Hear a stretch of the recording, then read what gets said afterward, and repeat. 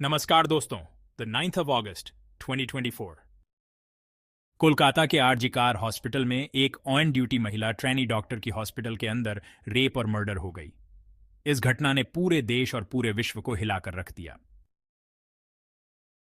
क्यों? असल में हुआ क्या था उस दिन? चलिए थोड़ा डिटेल्स में जान लेते हैं। कोलकाता इतिहास और संस्कृति से भरपूर शहर, एक ऐसा शहर जो एक भयानक अपराध का गवाह बना। आरजी कार मेडिकल कॉलेज, एक ऐसी संस्था जो लोगों को ठीक करने के लिए बनी थी, एक अकल्पनीय त्रासदी का स्थल बन गई। एक युवा डॉक्टर जो अपने कर्तव्य के प्रति समर्पित थी, पर बेरहमी से हमला किया गया, बलात्कार किया गया और हत्या कर दी गई। 9 अगस्त 2024 की सुबह आरजी कर मेडिकल कॉलेज के सेमिनार हॉल में 31 वर्षीय पोस्ट ग्रेजुएट ट्रेनिंग डॉक्टर का शव मिला। यह डॉक्टर उस रात की ड्यूटी पर थी और अपने सहकर्मियों के साथ रात के लगभग 2 बजे खाना खाने के बाद सेमिनार हॉल में आराम करने गई थी। लेकिन सुबह 4 बजे तक उसका शव मिला, जिस पर बर्बर तरीके से हमला हुआ था और उसकी हत्या कर दी गई थी। उसका जीवन जो उम्मीदों से भरा था, खत्म हो गया। प्रारंभिक रिपोर्ट्स में उसके शरीर पर कई चोटें पाई गईं, जिसने यह पुष्टि की यह आत्महत्या का मामला नहीं था, जैसा कि शुरुआत में अस्पताल की असिस्टेंट सुपर ने बताया था। यह हिंसा का एक बर्बर कृत्य था और पोस्टमार्टम में कोई संदेह नहीं छोड़ा, यह बलात्कार और हत्या का मामला था। कोलकाता पुलिस ने तुरंत कार्रवाई करते हुए अस्पताल परिसर के सीसीटीवी फुटेज की जांच की। उनकी जांच ने उन्हें संजय रॉय तक पहुंचाया, जो कि एक कोलकाता पुलिस की एक सिविक वॉलंटियर था, जिसे घटनास्थल पर आते और जाते देखा गया था। संजय रॉय, जो कथित तौर पर उस समय नशे में था, को उसी दिन गिरफ्तार किया गया और पूछताछ के दौरान उसने अपराध स्वीकार कर लिया। अब वह हिरासत में है और उस पर बलात्कार और हत्या का आरोप लगाया गया है। यह खबर जंगल की आग की तरह फैल गई, जिससे शहर सदमे में और पूरा देश शोक में डूब गया। इस घटना ने मेडिकल समुदाय को हिलाकर रख दिया। स्वास्थ्य सेवा कर्मचारियों और आम जनता के दिलों में डर और गुस्सा फैल गया। अस्पताल की सुरक्षा के अंदर ऐसा जघन्य कृत्य कैसे हो सकता है? यह सवाल हवा में लटका हुआ था। इसका जवाब मांगा गया, न्याय की मांग की गई। इस अपराध की भयावहता ने न केवल पश्चिम बंगाल में बल्कि पूरे देश में गुस्से की लहर पैदा कर दी है। चिकित्सा समुदाय, विशेष रूप से जूनियर डॉक्टर और प्रशिक्षु, विरोध प्रदर्शनों में उतर आए हैं और अस्पतालों में बेहतर सुरक्षा की मांग कर रहे हैं। ये विरोध प्रदर्शन 9 अगस्त से शुरू हुए और अब तक जारी रहे।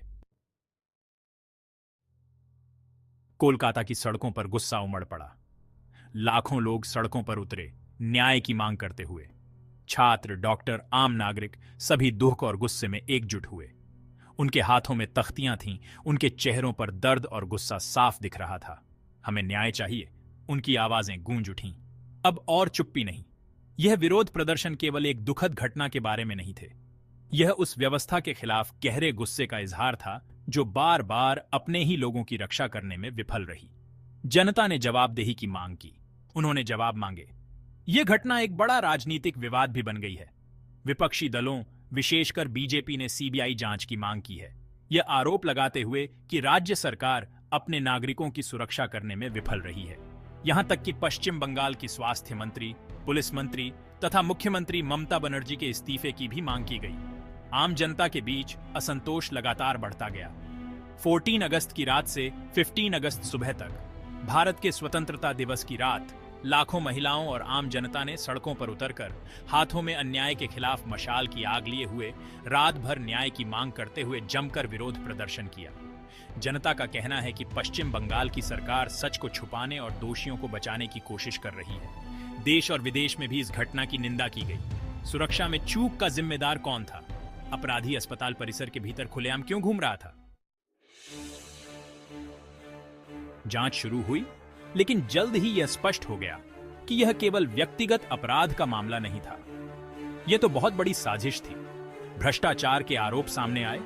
अस्पताल के अंदर वित्तीय अनियमितताएं सामने आईं। अस्पताल के अधिकारियों और अपराधियों के बीच सांठगांठ की खबोर फैलने लगी। देश की सर्वोच्च न्यायालय सुप्रीम कोर्ट ने स्वप्रेरित मामला शुरू किया और जो मामला कोलकाता हाई कोर्ट में था, वह अब सुप्रीम कोर्ट में स्थानांतरित हो गया है। सुप्रीम कोर्ट ने पश्चिम बंगाल सरकार और कोलकाता पुलिस को लापरवाही के लिए जमकर फटकार लगाई। सुप्रीम कोर्ट के निर्देश पर कोलकाता पुलिस द्वारा की जा रही जांच घटना के 4 दिन बाद सीबीआई को सौंप दी गई। सीबीआई ने जांच अपने हाथ में ले ली है। अस्पताल के वित्तीय लेन देन पर ध्यान केंद्रित किया गया। छापेमारी की गई, दस्तावेज जब्त किए गए। यहां तक कि अस्पताल के प्रमुख संजीव घोष और उनके सहयोगी बाकी 6 लोगों का पॉलीग्राफ टेस्ट भी किया गया। जांच में भ्रष्टाचार के एक चौंकाने वाले जाल का खुलासा हुआ। यहां तक कि पैसे के बदले मेडिकल छात्रों को पास फेल करवाना, डॉक्टरों का ट्रांसफर करना, अवैध पार्किंग, मेडिकल वेस्ट जैसे इस्तेमाल किए गए सिरिंज, कॉटन, गॉज, सेलाइन बोतल, ग्लव्स की तस्करी और यहां तक कि मृत शरीर को रोककर पैसे मांगने जैसे अपराधों में भी डॉक्टर संदीप घोष और उनकी टीम शामिल थे। अस्पताल की सुरक्षा के लिए दिया गया धन कथित तौर पर डाइवर्ट कर दिया गया। संदिग्ध तरीकों से ठेके दिए गए। लोगों की जान बचाने वाली संस्था ही लालच और लापरवाही का शिकार हो गई थी।